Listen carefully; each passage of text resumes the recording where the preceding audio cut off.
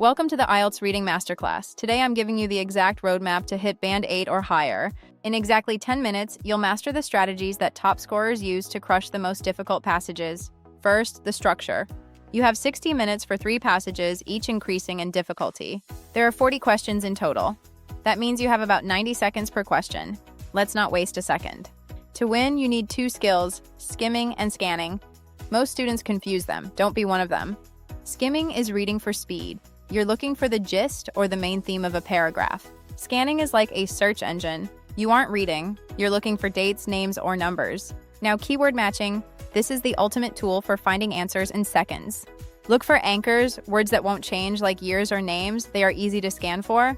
But beware of synonyms. The test loves to paraphrase. Often becomes frequently, small becomes minute. We're 25% through. Now let's tackle the logic puzzle. True, false, and not given. It is only true if the information in the passage matches the question 100%. False means the passage says the opposite. Look for words like none, never, or only. Not given is the trap. If the passage doesn't mention the detail, don't guess. Mark it as not given.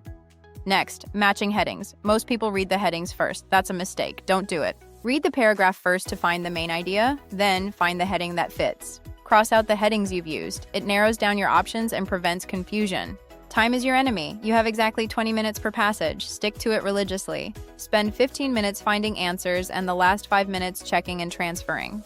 We're halfway, 50% complete. Now let's talk about those sneaky traps examiners set for you.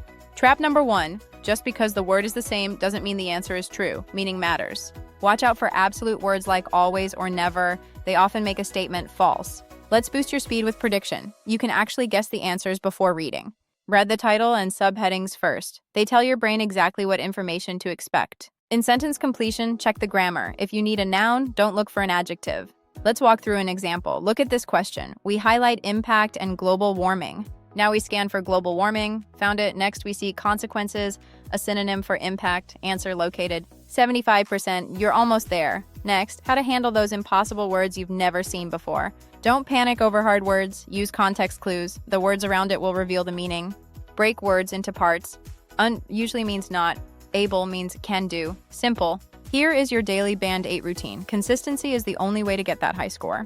Read for 30 minutes every day. Focus on academic journals or high-quality news like The Economist.